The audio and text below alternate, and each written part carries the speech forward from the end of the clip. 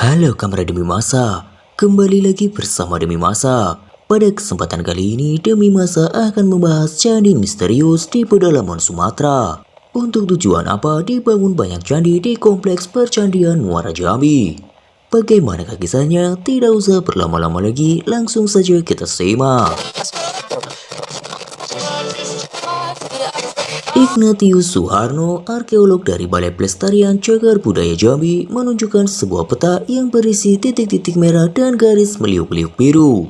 Ia menjelaskan titik-titik merah itu mewakili candi dan garis biru mewakili kanal-kanal yang melingkupinya. Diperkirakan ada sekitar 11 kompleks candi yang tersebar di kawasan seluas 3.000-an hektar. Itu baru jumlah yang sudah dinamai dan dibuka untuk pengunjung.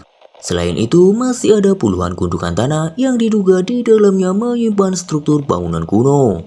Ada 80-an menapo atau gundukan tanah yang mengandung reruntuhan bangunan kuno, kata Suharno, ketika ditemui di kawasan Candi Tinggi, salah satu candi dalam gugusan kompleks percandian Muara Jambi di Muara Jambi, Jambi. Candi yang sudah nampak dan punya nama panggilan di antaranya Candi Koto Mahligai, Kedaton, Gedong 1, Gedong 2, Gompong, Tinggi, Telago Rajo, Kembang Batu, dan Candi Astano.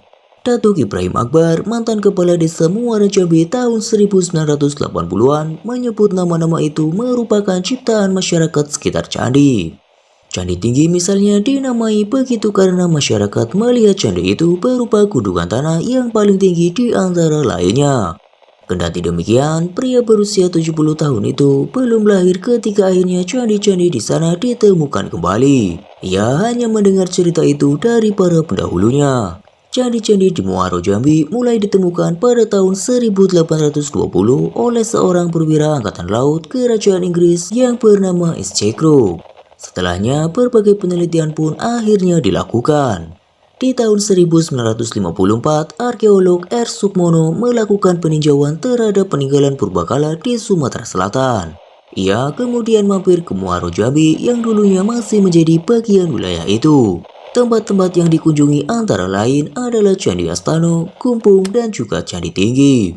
Ketiganya masih berupa gundukan tanah tertutup rapat vegetasi hutan. Pembersihan kawasan candi baru dilakukan pada tahun 1976. Dari situ nampaklah 7 reruntuhan candi, yaitu Koto Mahligai, Kedaton, Gedong 1, Gedong 2, Gumpung, Tinggi, Kembar Batu, dan Astano. Pemugaran dilakukan 2 tahun kemudian. Penelitian arkeologi mulai aktif dilakukan sejak tahun 1981. Awalnya oleh Pusat Penelitian Arkeologi Nasional. Lalu dilanjutkan Balai Pelestarian Cagar Budaya Jambi dan Balai Arkeologi Sumatera Selatan. Candi-candi di Muara Jambi tersebar dari barat ke timur sepanjang 7,5 km mengikuti aliran sungai Batanghari. Memang belum jelas betul dulunya bangunan-bangunan kuno itu dipakai untuk apa. Banyak peneliti yang mengaitkan sisa-sisa bangunan itu dengan Mahavihara yang pernah didatangi oleh Etsing pada abad ke-7. Sementara Suharno yang memelihara dan melestarikan kompleks percandian di Muara Jambi menjelaskan sejauh ini bangunan-bangunan kuno itu ditafsirkan pernah berfungsi sebagai pusat keagamaan.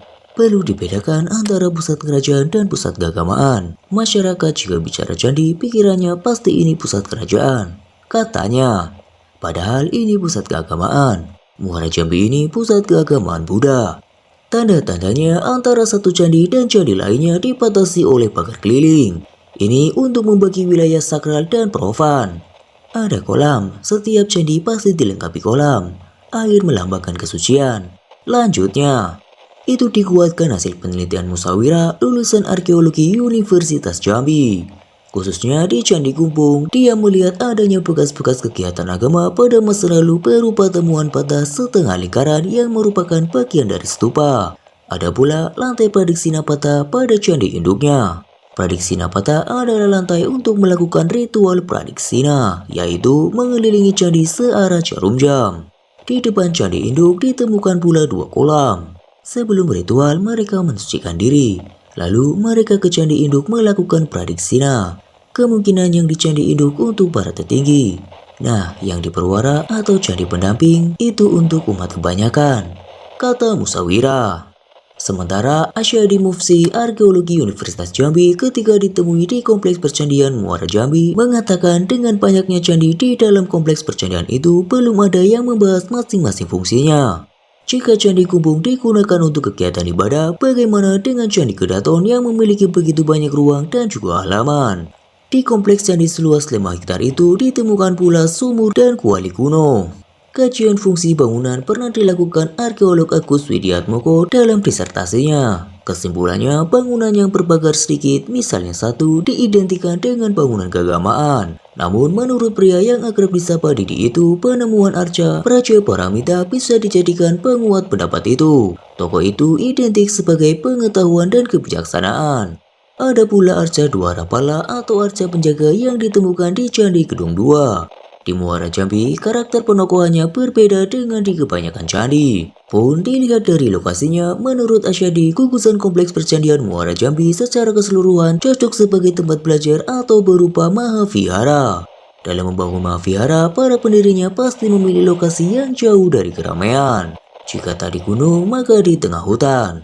Adapun gaya arsitektur candi di kompleks percandian Muara Jambi yang polos dan sederhana bisa memperkuat dugaan jika percandian itu memang berkaitan erat dengan pendidikan. Kalau untuk peribadatan akan digunakan yang lebih raya. Namun lagi-lagi tulisan yang membahas ini secara spesifik belum ada, kata Arsyadi. Demikianlah pembahasan tentang candi misterius di pedalaman Sumatera. Bagaimana menurut Kamera Demi Masa? Jika Kamera Demi Masa memiliki pendapatnya tersendiri, tulis saja di kolom komentar. Sampai jumpa di kisah-kisah selanjutnya.